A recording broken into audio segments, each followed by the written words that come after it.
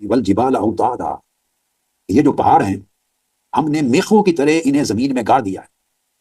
यानी ये इस तरह उभरे हुए हैं कि सिर्फ जमीन के ऊपर नहीं हैं बल्कि जमीन के नीचे भी हैं। पहाड़ जमीन की सतह से नीचे भी होते हैं और समुद्र का जो आप पानी देखते हैं तो उनके नीचे भी पहाड़ होते हैं। अब ये दूसरी तस्वीर आप देख रहे हैं, तभी होता। कुरान मजीद ने जा बजा कहा अंतमीदा बिन, कि कहीं जमीन हरकत करते हुए चलते हुए कांपने ना लगे। अब सुन लें जो इंपॉर्टेंट चीज है, अगर जमीन स्टैटिक हो, बिल्कुल सीधी खड़ी हो जैसे, उसमें कांपने से बचाने के लिए मीखों की तरह पहाड़ों को गाड़ने की कोई जरूरत है? अगर कांपना है तो पहाड़ों के होते हुए भी कांप जाएगी, जैसे कभी जलजला आ जाता है, और अगर नहीं कांपना तो तब नहीं कांपेगी।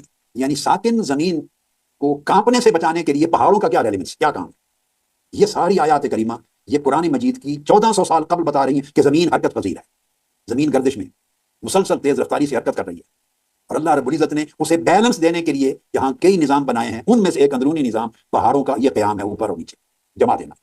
सूरह लुक़मान, उसने आसमानों को बगैर सुतूनों के बनाया जैसा कि तुम उन्हें देख रहे हो, और उसने जमीन के अंदर ऊंचे मजबूत पहाड़ रख दिए।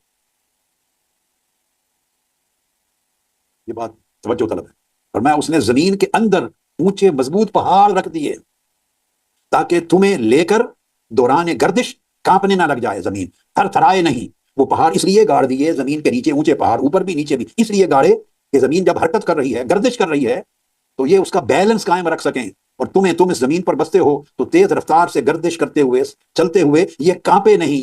और अंतमीदा बिकुम का मतलब यह है कि तुम्हें जमीन गर्दिश कर रही है। याद रख लें, इस तसव्वुर को भी करेक्ट करने की जमीन साकिन नहीं है, जैसे बाद मजहबी तबकात में ऐसा ख्याल होगा। ऐसे नहीं है कि स्टैटिक है, साकित है, नहीं।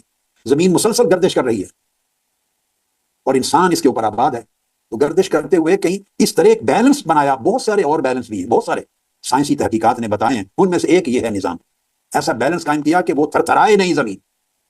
अब खुश्की में भी पहाड़ हैं, समुद्रों में भी पहाड़ है, सब कहकशाएं हरकत करती हैं, सब सैयारे हरकत करते हैं।